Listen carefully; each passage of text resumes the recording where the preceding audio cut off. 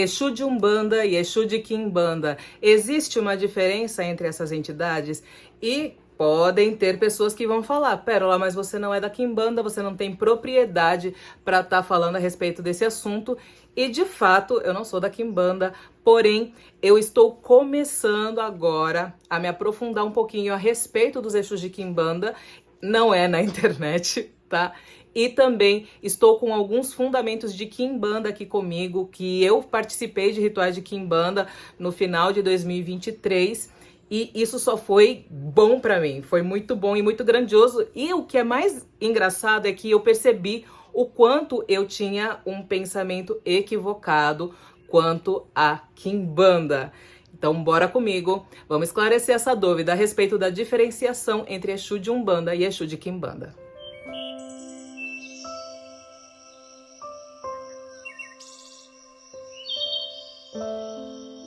Se você rolar aí no meu canal, você vai encontrar vários conteúdos onde eu abordo a respeito dessa diferenciação, mas hoje eu tenho um conceito diferente quanto a isso e eu vi recentemente que um outro canal aqui do YouTube, né, lançou uma questão a respeito disso e eu vejo que esse sacerdote, ele tem a mesma visão que eu tinha há tempos atrás a respeito de Exu de Umbanda e Exu de Quimbanda. É claro, é uma pessoa que eu admiro muito, eu compreendo assim também o estágio que cada um tem que ter, né, no seu aprendizado, na sua história, na sua trajetória e de alguma maneira nessa vida. Agora, neste momento, houve uma manifestação diferente, onde se percebe, a partir de hoje eu comecei a perceber que o Exu que atua comigo, ele é um Exu que ele não pertence a Umbanda. Ele é um Exu que pertence a algo maior, não querendo deixar menor a Umbanda, mas querendo mostrar em uma perspectiva diferente. E foi uma perspectiva que me fez ver muitas coisas mais e coisas que não faziam sentido para mim dentro da Umbanda começaram a fazer sentido a partir dessa perspectiva. Eu vou começar primeiro falando sobre um baque que eu tive, né? Porque a gente vê, a primeira coisa que você que já tá dentro da religião vê a respeito de Exu de Umbanda e Quimbanda, o que a gente aprende é que o Exu de Umbanda, ele é um Exu que respeita a lei de Umbanda. Então ele respeita o karma, ele respeita o livre-arbítrio, ele respeita todas essas questões de lei de retorno e lei de merecimento. Até aí, ok, né? Provavelmente você já sabia disso. E aí, então, por conta desse conceito, a gente compreende que o Exu de Quimbanda é um Exu que ele não está abaixo dessa regra. Então, ele não precisa respeitar o merecimento, respeitar o livre-arbítrio, respeitar o karma daquela pessoa, tá? Mas, gente, é muito além do que o que a gente consegue compreender. Eu até tenho dúvidas, assim, se quem tá aqui nesse canal vai conseguir expandir a mente e pensar de uma maneira diferente para tentar compreender isso, que eu não sei nem se eu mesma sei explicar. Então, já vou pedindo aí ajuda, Maria Padilha, ajuda seu Mangueira, para que eu consiga explicar tudo isso para vocês. Mas antes eu quero contar como que tudo se deu, como que tudo aconteceu, né, nesse momento e na minha trajetória. Vou contar um pouquinho da minha trajetória para você compreender como que eu chego nesse conceito de hoje. Durante toda a minha vida, eu trazia aqui informações a respeito dos Exus, das pombagiras, que eram a partir da minha vivência, e até aí não tem nenhum problema. Porém, tinham várias peças que não se encaixavam nesse conceito Umbanda. Primeiro, o conceito de que o Exu não gosta de incorporar em mulher. Isso era algo que para mim não cabia, já que o Exu é uma entidade de luz. Por que ele não gostaria de incorporar em uma mulher se não existe essa diferenciação, se não existe essa questão da entidade carregar essa característica muito mundana, que a gente vê como algo mundano, como algo pequeno. Ah, se é um ser de luz, ele não importa se é uma mulher ou um homem, só se importa com a energia, não vai se importar com o gênero da pessoa. E eu encontrei outras pessoas que também, na época, eu acreditava que eu era médium de tranca-ruas. Porque o tranca-rua se apresentou. Na verdade, o tranca-ruas, apesar dele estar na minha ancestralidade, ele não é o meu Exu de trabalho. Mas ele se manifestou aí devido a necessidades momentâneas, né, e para o meu próprio desenvolvimento. Conforme foi passando o tempo, eu conheci outros médiums também de Exu tranca-ruas e médiums que são afeminados, eram homens afeminados, homens que não se identificavam com o gênero masculino. E esses homens, eles também falaram, eu não consigo incorporar o meu Exu tranca-rua, ele não gosta de incorporar em mim porque eu sou afeminado. E vinha esse conceito de que o Exu não gosta de incorporar por ser uma energia feminina. E isso não entrava na minha cabeça de uma maneira que fizesse sentido. Eu ficava pensando, poxa, mas se o Exu é um cara bom, como que eu vou conseguir explicar isso para as pessoas? Que o Exu não gosta de incorporar em mulher, né? E eu fiquei com essa trava e por muito tempo eu deixava essa questão de lado para que, sei lá, conforme o tempo fosse passando, eu fosse adquirindo, amadurecendo e assim eu conseguisse, talvez, ter alguma coisa que me norteasse nesse sentido, né? E aí que vem a primeira questão da Quimbanda. O Exu, ele é considerado a entidade mais mundana e mais humana, né, que tem na nossa egrégora espiritual que a gente pode ter acesso da outra dimensão, da quarta, da quinta dimensão. E essa entidade, ela ainda carrega muito, sim, essas marcas da vivência física, da vivência carnal. Por isso explicaria do porquê esse Exu não gosta de se manifestar em corpos femininos. Apesar de que quando necessita, ele incorpora, mas ele meio que se, entre aspas, recusa, ou se pode se dizer, se quisila de alguma maneira, por conta dele ainda ter as suas próprias crenças, a sua própria bagagem e o seu próprio conhecimento. E tá tudo bem quanto a isso, desde que essa entidade tenha a vontade de estar compartilhando com você uma energia que vai te favorecer e vai favorecer a ele ao mesmo tempo, criando, né, esse ciclo saudável de trocas. Então, quando me veio essa questão de que o Exu de Quimbanda, né, um Exu que ele não curte muito, né, incorporar em mulheres e tudo mais, e para mim fez muito mais sentido nessa questão de que o Tata de Quimbanda, que eu conheci, que eu tive acesso, né, e também a sacerdotisa de Quimbanda que eu tive acesso, eles falaram que, na verdade, assim, as pessoas, a gente, né, tem o costume de falar que Exu é luz, mas Exu, ele é luz sim, mas ele também é treva, quando é necessário. Então ele não pode descartar toda essa potência, mesmo que do lado negativo, porque isso é a sua ferramenta de trabalho. Então aí já me trouxe muito mais clareza nessa questão a respeito da diferenciação do Exu de Umbanda e o de Quimbanda. O Exu de Umbanda, ele pode não carregar essa trava a partir disso, porque ele tem um outro conhecimento, ele tem uma outra visão de vida. Não que isso signifique que ele é um Exu mais ascensionado ou mais evoluído, não. Ele simplesmente é uma pessoa diferente. Assim como, por exemplo, eu, Pérola, eu acredito que eu, como entidade, eu não me importaria em incorporar num corpo masculino. Mas a minha irmã, talvez, ela não se sentisse bem em incorporar em um corpo masculino, mas por questões particulares, questões de vivência, às vezes um trauma, uma questão mal resolvida com aquele gênero. Enfim, então quando você vai ver sobre esse aspecto, não são questões de elevação ou de superioridade, são simplesmente questões de vivência. E, naturalmente, como tudo que existe aqui no plano, se aquele Exu, ele não consegue, né, aplicar na sua crença aquela filosofia daquela religião, ele não vai se aproximar ali, ele não vai conseguir, vamos dizer assim, manifestar de uma maneira mais intensiva, de uma maneira mais incisiva. E aí eu questionava, poxa, eu só incorporei meu Exu 3 vezes, eu tô há 20 anos na Umbanda e não incorporo o meu Exu. Mas isso é algo que eu encontrei essa resposta através da Quimbanda, eu sou muito grata a isso e pra mim faz muito sentido. Então, já deixa aqui nos comentários, isso faz sentido pra você também? Porque pra mim foi a resposta da minha questão.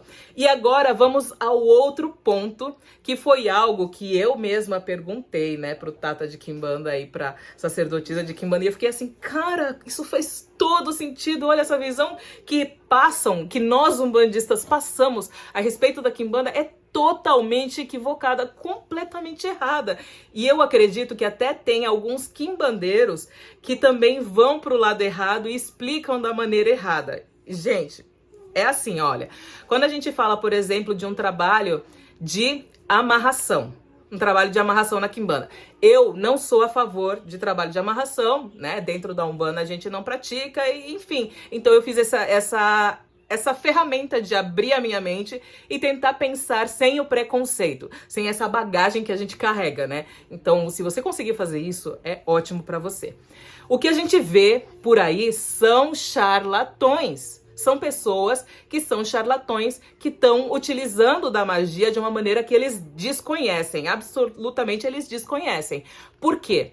Porque o que a gente aprende, o que a gente vê é que é assim, Você vai até um sacerdote que faz o trabalho de amarração, e esse sacerdote que faz esse trabalho de amarração, você paga a quantia que ele pede, e depois de fazer essa paga, ele vai lá e faz o trabalho de amarração, não é? Era isso que eu via. É isso que você também via? Deixa aqui embaixo nos comentários.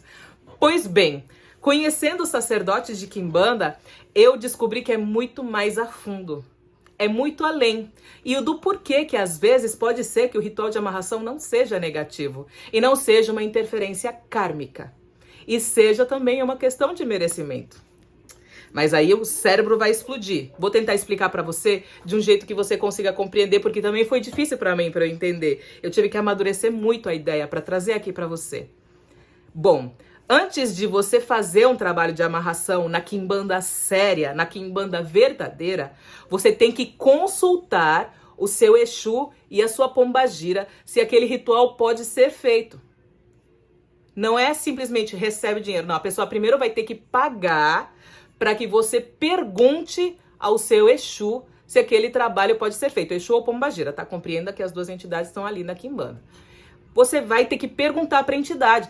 E, pasmem, existem momentos em que a entidade fala assim, não vou fazer o ritual de amarração para essa pessoa. Fala na quimbanda. Na quimbanda tem Exu que se recusa a fazer o trabalho de amarração. Ele não faz. Não vai fazer. Não importa se você vai pagar $100.000, ele não vai fazer o ritual de amarração para você. Aí então, depois disso, normalmente o sacerdote de quimbanda pergunta se existe algo que deve ser modificado antes para que esse trabalho de amarração possa ser feito. E aí, às vezes, vamos supor, se a entidade fala que não tem nada que possa ser feito, o sacerdote de quimbanda não faz o trabalho de amarração. Ele não faz. Porque aí ele compreende que é antiético, porque como a entidade, no caso Exu ou pombagira, ele vê além da gente. Então, se ele está falando que não existe um motivo, existe uma inteligência por trás que sabe o que está falando.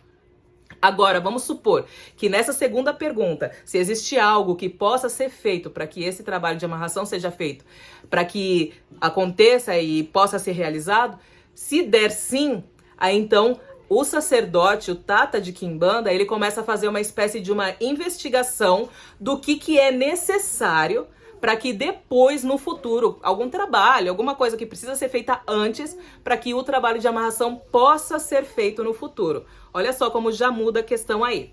Tudo bem, mas Pérola, ainda continua para mim não fazendo sentido, porque a amarração você mexe no livre-arbítrio da pessoa, você mexe no pensamento da pessoa.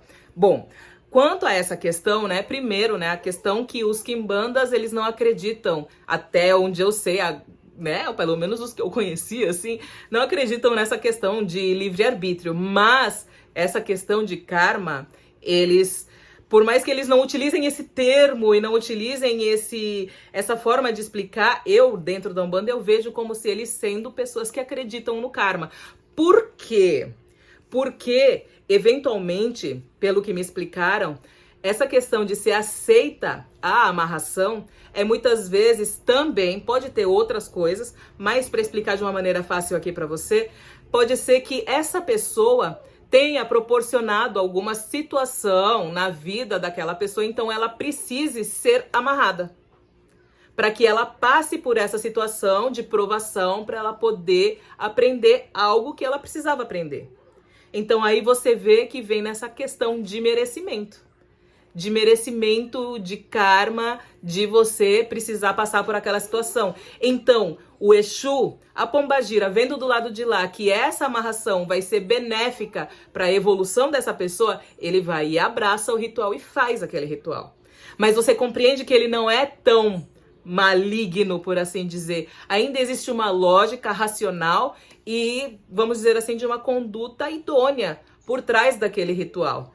Então, se tiver essa questão, ele faz. E também já teve casos, por exemplo, de que o Exu pega e se recusa a fazer uma amarração. E aí você pensa, não, mas por que ele tá recusando? Eu vou pagar isso, vou pagar aquilo, vou pagar aquilo. E a pessoa começa a meio que barganhar, né, com a entidade. E o Exu se recusa a fazer a amarração. E aí, então, quando você vai dar uma olhada mais a fundo, aquela pessoa que tinha que seria amarrada, né?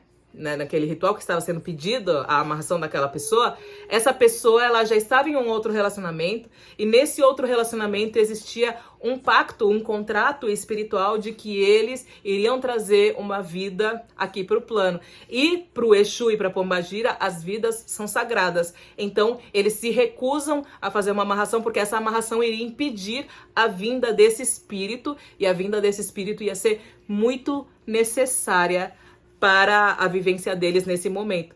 Então aí você vê que existe, né, uma pessoa que se indigna com algo que não está certo e se indigna com algo que não está com algo que está errado. Eu tentei explicar de um jeito bonito essa parte e acabei me embaralhando, né, na fala. Vou tentar não editar esse vídeo, gente, porque tempo não estamos tendo. Mas vem essa questão de que o Exu, a Pombagira, ele não é um mercenário que vai atender aos teus desejos fúteis. Ele vai olhar sob uma ótica espiritual daquela situação e numa ótica em que seja benéfico para toda uma sociedade, para um conjunto de pessoas e não só para um indivíduo, como a gente aprende dentro da Umbanda, de que o Exu de Quimbanda ele é sem lei, ele faz qualquer coisa que você pedir, e não é bem assim. Exu de Quimbanda pode aceitar sim fazer o trabalho de amarração, mas se você olhar por uma outra ótica, este Exu, ele tem um conceito de justiça muito enraizado, que faz com que ele não faça algo quando não deve ser feito. E é o que se associa muito ao que eu compreendo de correto dentro da Umbanda. E a partir daí eu comecei a me questionar nessa questão, né, da gente amaldiçoar a amarração, e existem vários conceitos que eu, Pérola, quero me aprofundar, quero conhecer mais, porque a amarração é algo que foi demonizado também por conta, né, de valores cristãos. A nossa sociedade é predominantemente cristã, e aí acabou que isso se tornou um valor nosso de uma maneira inconsciente, né? O nosso cérebro foi programado pra gente pensar dessa maneira, e a gente acabou trazendo essa bagagem, essa raiz da nossa ancestralidade a respeito disso tudo. Hoje, eu, Pérola, eu não faria, eu não faço, nem faço, nunca fiz e nem faço esse tipo de ritual. Eu faço muitas vezes o oposto, né? O trabalho para tirar uma amarração do que para fazer uma amarração. Não liga senão que esse barulho é a minha geladeira, meu freezer, ele tá com esse problema, dá uns... Enfim, agora voltando então, essa é uma das coisas que para mim foi um saber que foi muito assim, poxa, não é que a Quimbanda não é algo ruim, na verdade é algo que a gente não compreende, é algo incompreendido. E a partir daí a minha mente, ela se expandiu um pouco mais a respeito dessa diferenciação do Exu de Umbanda e do Exu de Quimbanda, e nessa questão de luz ou treva. E tem mais uma coisa que eu queria abordar para você, é que o Tata de Quimbanda, ele me falou um negócio e eu pensei e penso ainda a respeito disso. Eu quero compartilhar com você, apesar de eu ainda não ter um conceito formado a respeito disso, mas quem sabe a gente conversa aqui pelos comentários e a gente consegue trocar figurinhas e tentar aprender, né, na nossa comunidade, né, que eu amo inclusive a nossa comunidade. Mas ele disse assim, você considera que tem alguma pessoa aqui nessa terra que seja um ser de luz? Por exemplo, vivo, sabe? Uma pessoa viva. Tem alguém que é um ser de luz, plena luz, puramente luz. E aí eu falei, não considero. Então por que o Exu morreu e ele vira de luz? Se ele, na verdade, é só uma pessoa como nós, só que tá do lado de lá.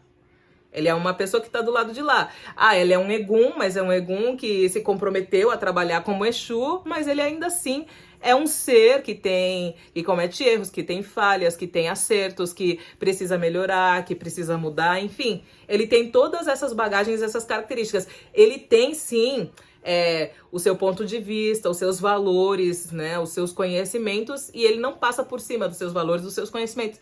Mas ele ainda assim é um ser comum, ele não é um ser de luz.